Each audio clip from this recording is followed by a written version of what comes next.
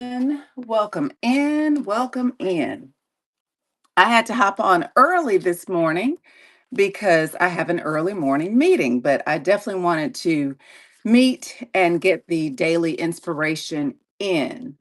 The daily inspiration is a passage that we read from the Daily Stoic, and it is themed by month. So in January, our focus was on clarity, as you can expect. Good morning. My focus was the focus was on clarity in January. In February, our focus is passions and emotions, and we're really focused on how we control our passions, our emotions versus our impulses and our passions controlling us. So, first, let me say happy Mardi Gras. Celebrate Fat Tuesday. It is the blast before the fast, and I hope that each of you have a wonderful, wonderful Fat Tuesday today in whatever capacity you choose to celebrate. So, February 17th, the title today is The Enemy of Happiness. The Enemy of Happiness. And this is a quote by Epictetus. It is quite impossible to unite happiness with a yearning for what you don't have. Happiness has all that it wants, and resembling the well fed, there shouldn't be hunger or thirst. That's quite powerful. Let's read it again. It is quite impossible to unite happiness with a yearning for what we don't have. Happiness has all it wants, and resembling the well fed, there shouldn't be hunger or thirst. Here's the reflection for today. I'll be happy when I graduate, we tell ourselves. I'll be happy when I get this promotion, when this diet pays off, when I have the money that my parents never had. Conditional happiness is what psychologists call this kind of thinking. Like the horizon, you can walk for miles and miles and never reach it. You won't even get any closer. Eagerly anticipating some future event, passionately imagining something you desire, looking forward to some happy scenario, as pleasurable as those activities may seem, they ruin, let me repeat that, they ruin your chance at happiness here and now. Locate that yearning for more, better, someday, and see it for what it is, the enemy of your contentment. Choose it or your happiness. As Epictetus says, the two are not compatible. Now, very easily, this speaks to me and reminds me of the saying, the grass is greener on the other side. How many times have we heard that? How many times have we thought about that? We look at our situation, our current scenario versus someone else's situation or another scenario, and we think that is so much better. But it's because we see the snapshot, we see the highlight reel. We don't see every single thing involved in that.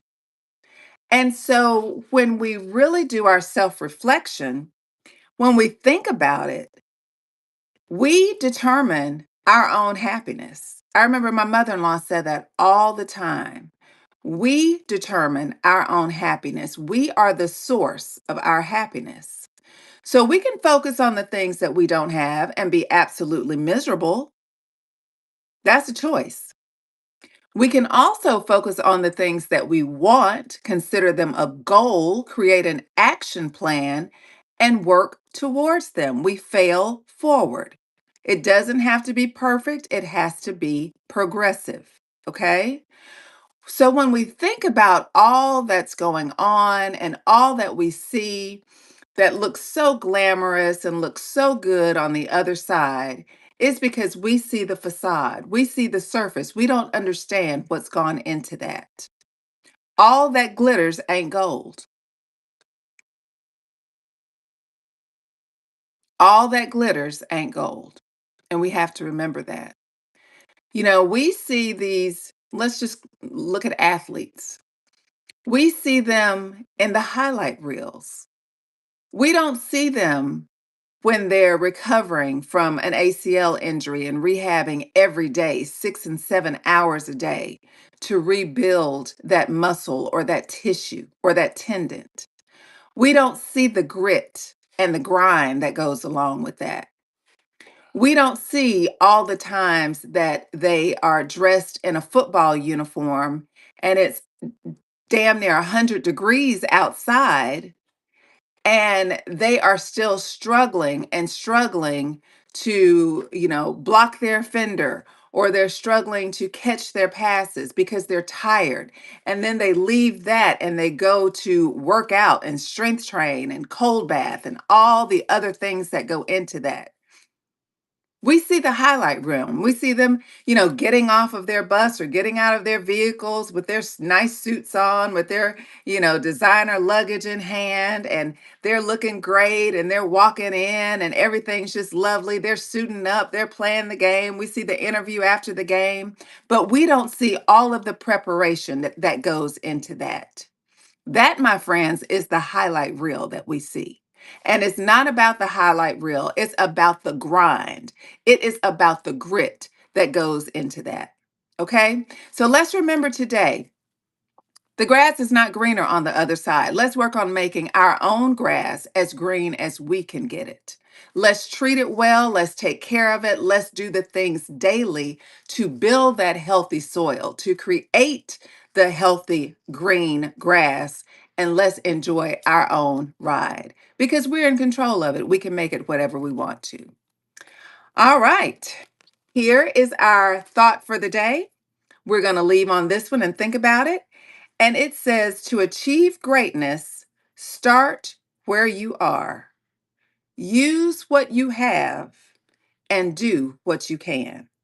That's a quote by Arthur Ashe. To achieve greatness, start where you are.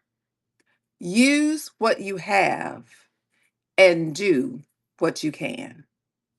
All right, friends, thank you so much for joining. Join me on YouTube, Catches by Cathy. You can always catch me there when I have to adjust these times for coming on. So please take a look over there. And much love to each of you. Mwah, mwah. Happy Fat Tuesday. And I also want to take a second to just give homage to Reverend Jesse Jackson, who passed away. Either early this morning or late last night. He was a phenomenal figure in the civil rights movement and in my history growing up as a child and a young adult. So we definitely want to pay homage to him, keep him in your reflections today and the life he led, the work that he did. And let's do a small part for our contribution to continue the great work and just make this world, this country, a better place. Love you guys. See you next time. All right. Bye now.